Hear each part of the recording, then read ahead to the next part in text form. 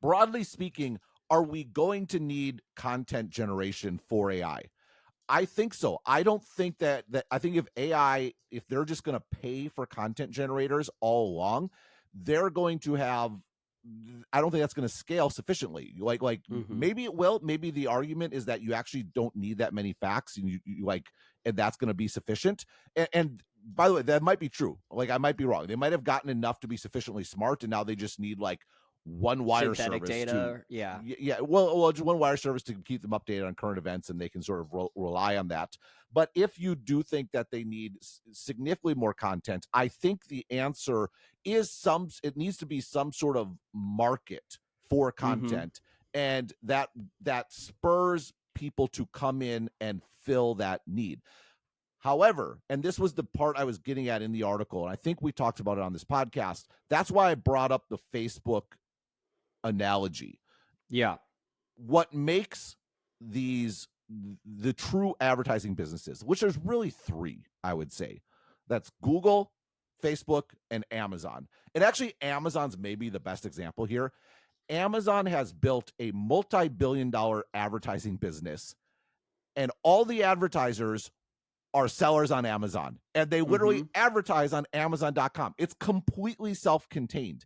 These entities create their own markets. They create their own customers. This is why Meta is impervious to a CPG boycott that they try to, like 2020, because all the Meta advertisers that matter are entities that only exist because of Meta. That's why Right. when like COVID first struck, like Meta's revenue barely got hit at all, whereas everyone's assumed, oh, recession's coming, all advertising get pulled. If you're an entity that exists because of Facebook and all your business is based on performance marketing, where you pay a price to acquire a customer, you You're not literally need to boycotting advertise or die. Facebook. Right, You're going to die, exactly. right? And And the so point is that they pulled these new business models into existence. These aren't like that's right. the Unilevers or the legacy Yeah. brands that have dominated advertising in the past. Now, It's an Google entirely is kind new of unique. advertising market. Google's kind of unique because Google sort of the whole market was there waiting for Google, which was this Mhm. open web, disparate, can't find anything, too much stuff. Google comes in and just sort of captures it. And that's part of why Google's such a dysfunctional company, because their whole life has been easy. They've Yeah. played on easy mode. They created a brilliant product, and they've just been harvesting ever since, which, by the way, Google's business model is kind of harvesting, right? On this, I've talked about on here, like I compare it to Uber and Airbnb, right? Where Airbnb somehow got all this amazing press for years and years, and everyone dumped on Uber. And it was always confusing to me because I feel the externalities of Uber are very positive, like drunk drivers off the road, more commerce, people getting around, like all like just expanding transportation. Whereas Mhm. Airbnb, it's like, does anyone actually want an Airbnb next door to them? Like Right. the externalities are I think much more negative than an Uber. And I think there's a similar thing when it comes to advertising. Google somehow doesn't get all the opprobrium that Facebook does, despite the fact a huge amount of Google revenue is scavenging off of like links that would have been clicked anyway.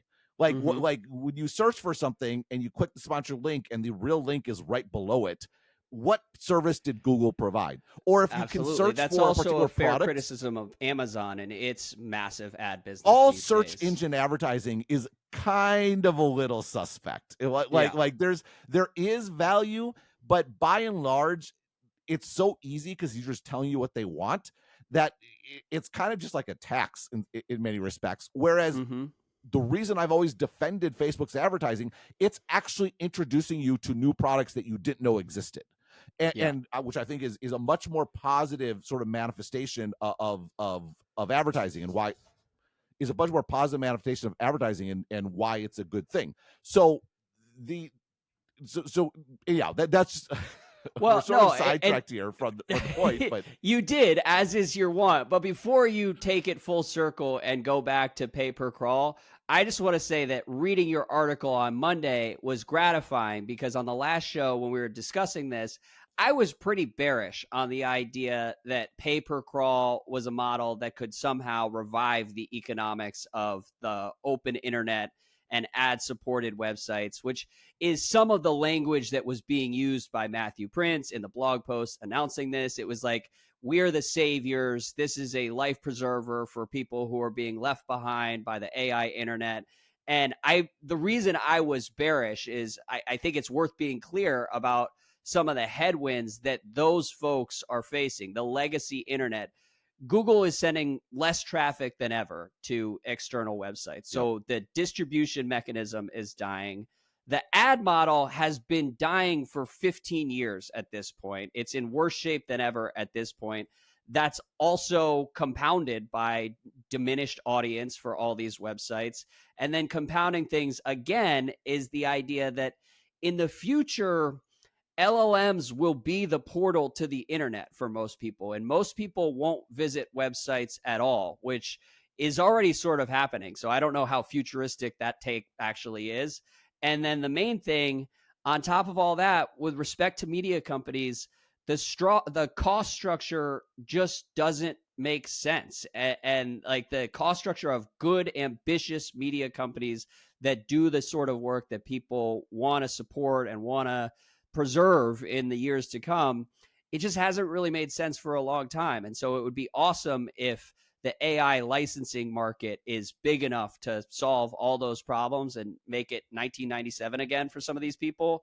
But I'm not going to hold my breath on that becoming any sort of reality anytime soon. Yeah, I don't think And it's going to happen at all. Like the Yeah. reality is if you make this market for AI generated content, who's the people who are going to actually win this market, and this is sort of the full circle point, are going, I think, to be new entities that are created specifically because this market was created.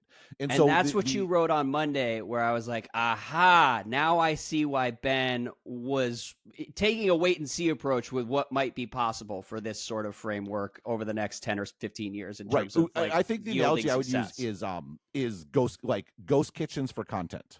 Right. Mm-hmm. So the ghost kitchen is this idea of DoorDash and Uber Eats has sort of created this new market for food delivery. Now, most of the sort of suppliers in that are existing restaurants, which makes sense. They say, oh, a new revenue stream, you can add this on, blah, blah, blah. Let's ignore how this has destroyed the service level within the actual restaurant and all those sorts of things that you and I as old fogies sort of like complain about.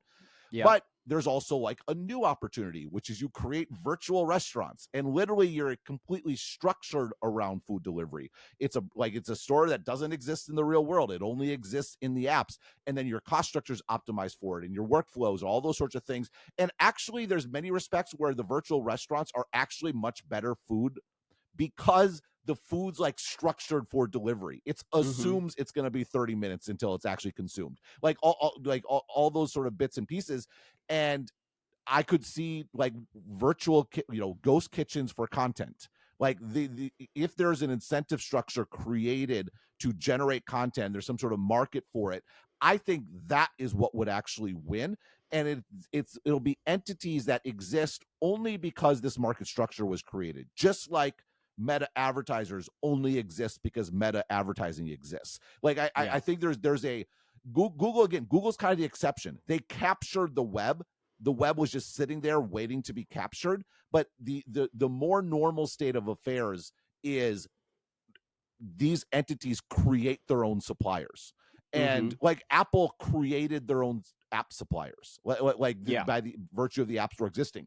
Did existing app developers go to the iPhone? Yes, but that's a very small portion. A huge majority came in to fill the market. And there's an eternal like chicken and egg question about what comes first.